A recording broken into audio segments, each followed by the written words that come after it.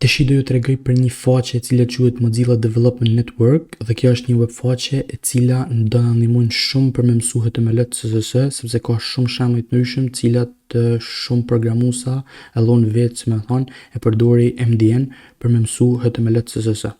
Mjafton futen në Google edhe të shkruajmë MDN, okay? Dhe do na dalin kjo faqe e parë, MDN Mozilla. Klikojmë këtu dhe kjo është, si më thon, faqja.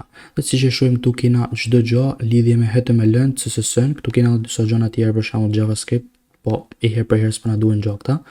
Por këtu te HTML-n që se klikojmë, këtu kena për shembull referencat, kena elements, global attributes e tjerë.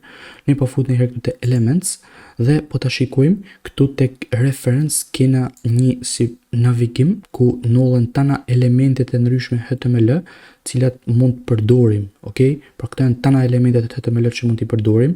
Në këtë kurs nuk ka se do t'i mësojmë tana, kuptohet që do mësojmë ata më të rëndësishmet. Pra le ta marrim si shembull, këtu te filtri shkruajmë elementin P, shembull, sepse këtë e kena mësuar deri tash. Nëse i bim këtu na del një përshkrim i vogël në lidhje me elementin P. Këtu poshtë na del edhe një si shembull, pra ky është një kod P dhe këtu na del, si më thon, rezultati që nollet. Më poshtë nollen edhe atributet që mund të përdoren për shembull për elementin P. Këtu poshtë kena edhe browser compatibility.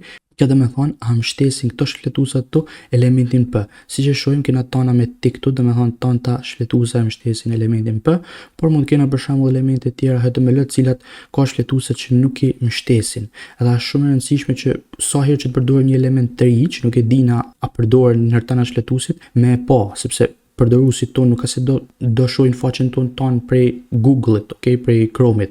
Ata mund përdorin edhe Safari, edhe nëse Safari për shembull se mbështet P-in, atëherë ne duhet të bëjmë diçka për me zgjidh këtë gjë. Gjithashtu na ndihmon, për shembull, nëse kena këtu dhe kërkojmë për shembull një element HTML ose diçka në CSS, për shembull për shtypi opacity, dhe nëse unë direkt e vë MDN, do na dalin, si më thon, tipari CSS këtu, pra opacity. Dhe këtu do na dalin një përshkrimi dhe këtu do na dalin edhe disa si shembuj, pra se si mund ta përdorim ne këtë tipar CSS, pra kjo është thjesht për me bëj fije tekstin transparent. Do ta shohim video të vazhdim si funksionon. Dhe kjo është e bukura e MDN sepse ne mund t'i përdorim, si më thon, tana gjanat në HTML, CSS për me mësu dhe është një resurs që do na hin shumë punë në këtë kurs, si më thon. Faleminderit që shikut këtë video, shihna në video të ardhshme.